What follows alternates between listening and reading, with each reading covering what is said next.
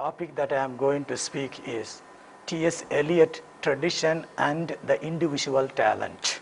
Dear students, you will be listening to a talk on T.S. Eliot's Tradition and the Individual Talent, as included in the 6th paper, 20th Century English Literature. T.S. Eliot stands in the long line of poet critics, beginning with Ben Jonson and including such names as Dr. Johnson, Dryden, Wordsworth, Coleridge, and Matthew Arnold.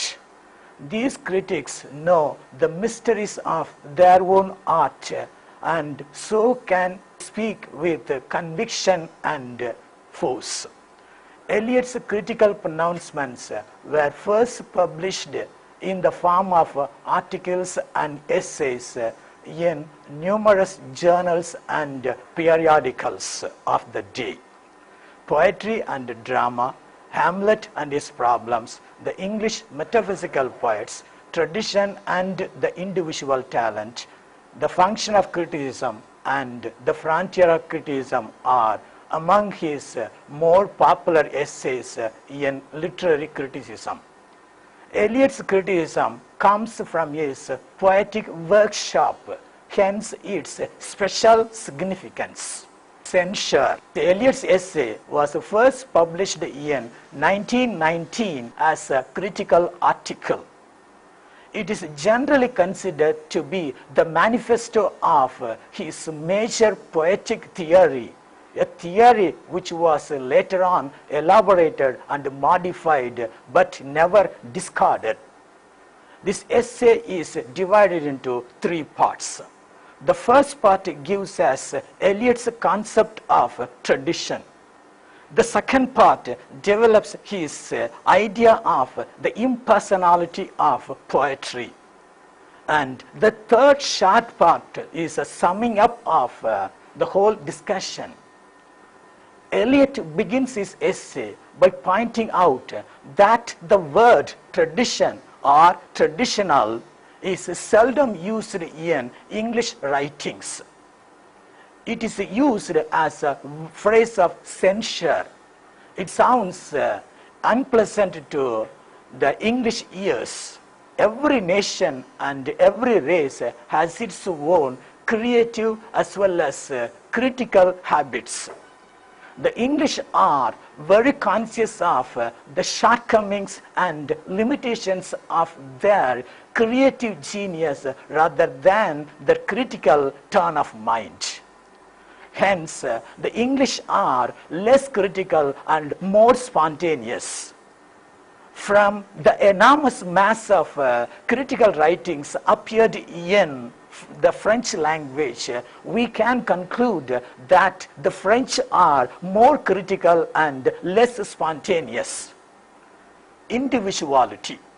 In the process of criticizing and articulating what passes in our mind, when we read a book and feel an emotion about it, we prize a poet for those aspects of his work in which he least resembles anyone else.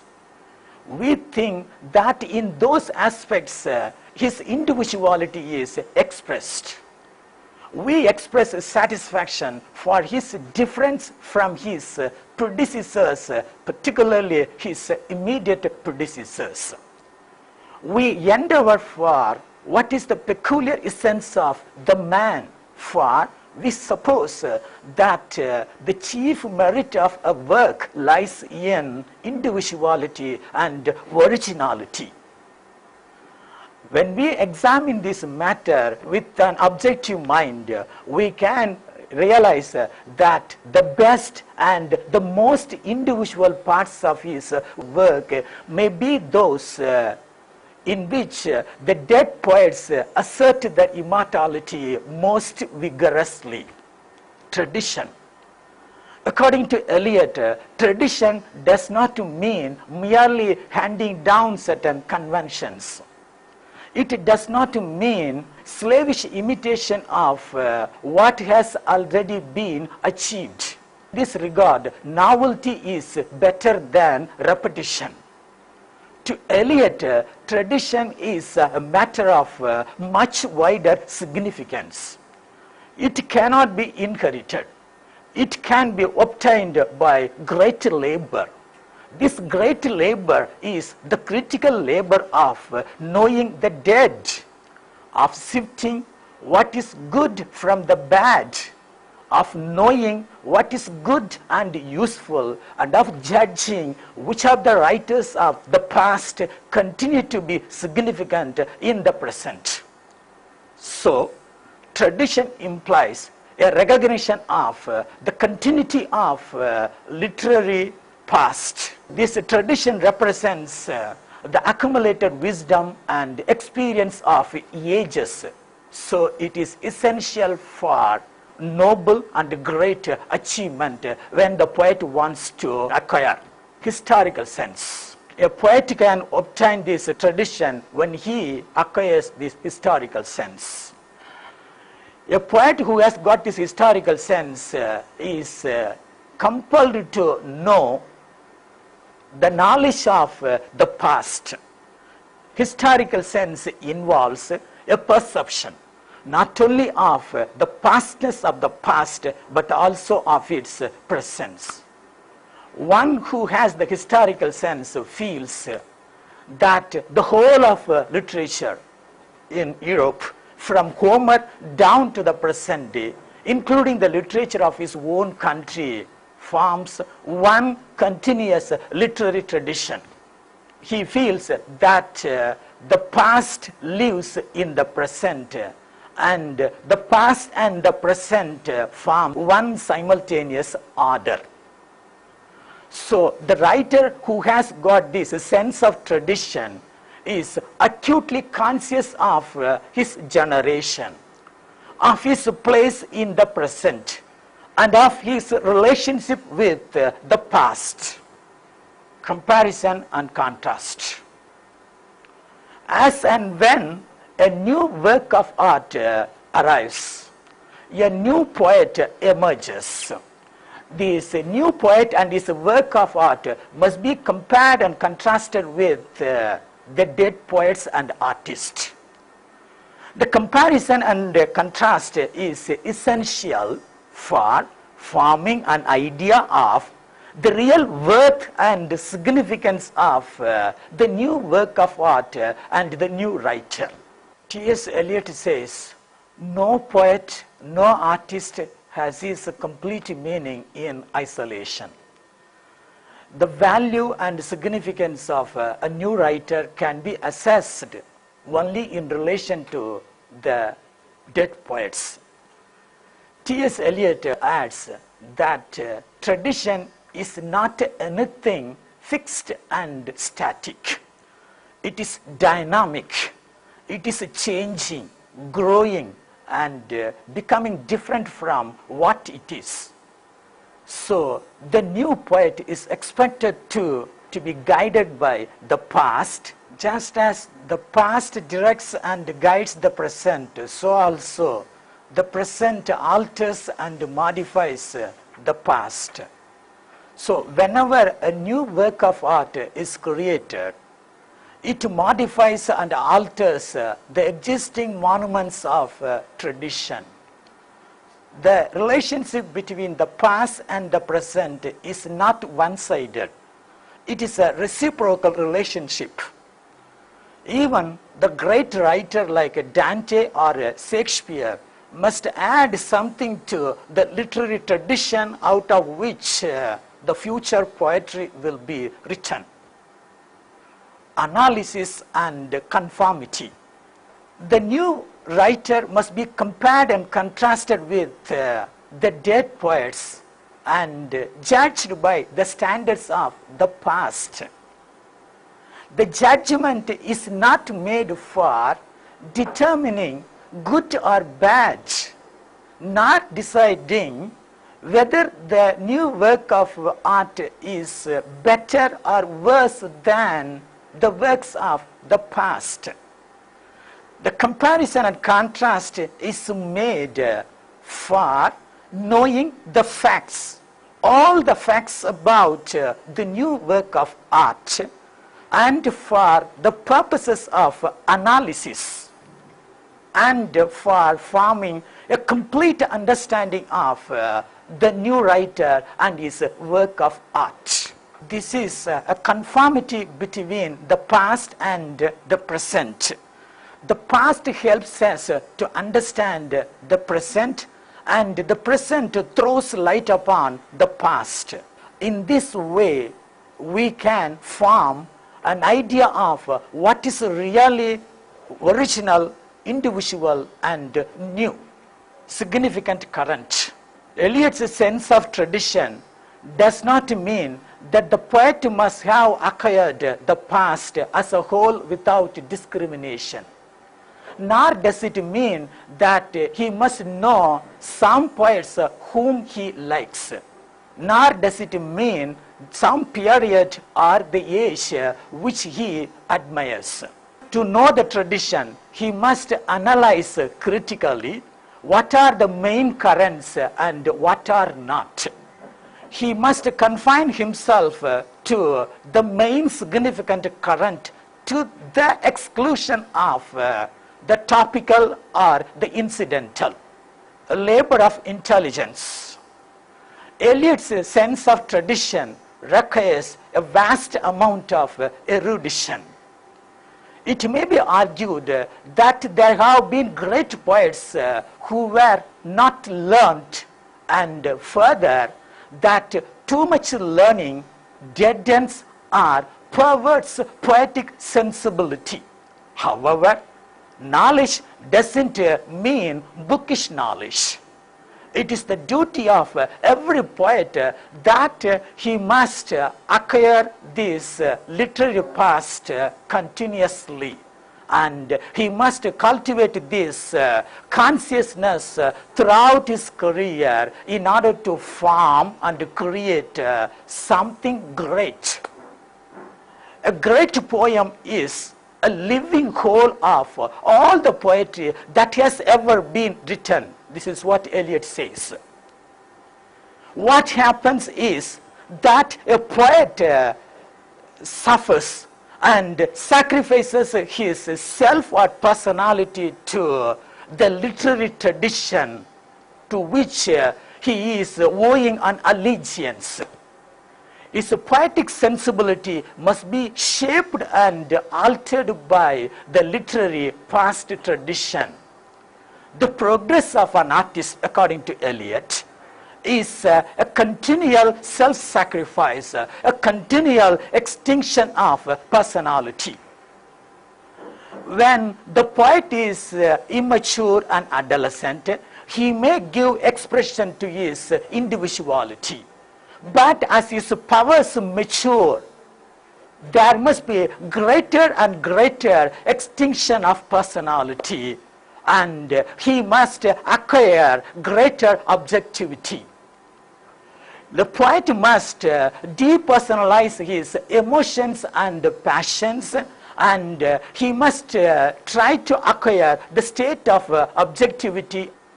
It is in this form of depersonalization art may be said to approach the condition of science, poetry and science. Eliot, having pointed out in the first part the aspect of the relation of the poem to the other poems by other authors, develops the other relationship of the poet to poem.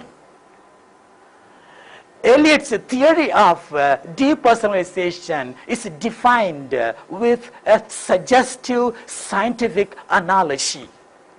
He compares the poet's mind to a catalyst, and the process of artistic creation to the process of chemical reaction.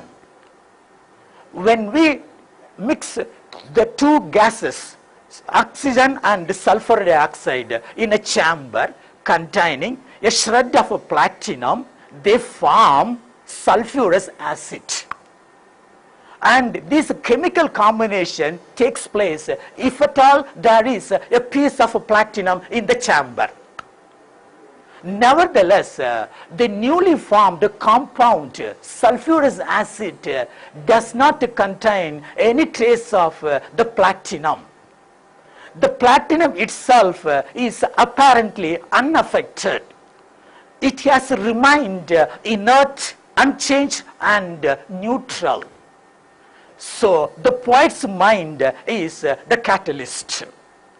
Just as the catalyst platinum is essential for the chemical reaction, so also the poet's mind, the catalyst, is essential for forming different kinds of experiences and emotions into a new structure.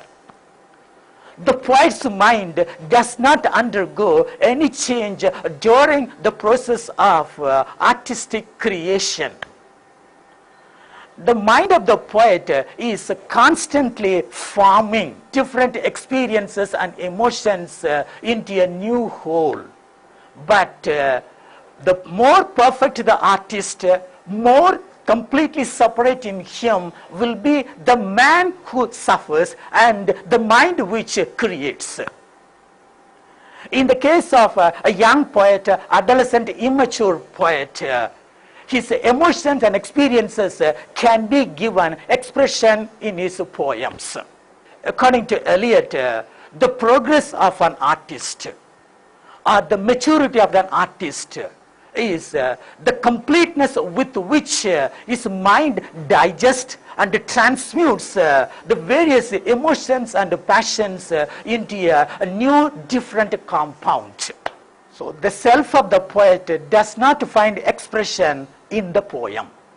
Enjoyment of poetry or genuine criticism of poetry is not at all possible when the readers direct their attention on the poet instead of the poetry. For honest criticism and sensitive appreciation is directed not upon the poet but upon the poetry, poetic process. Auddeyt then discusses the elements that make poetry. These elements are emotions and feelings. Poetry may be composed out of feelings only, or out of passions only, or out of both.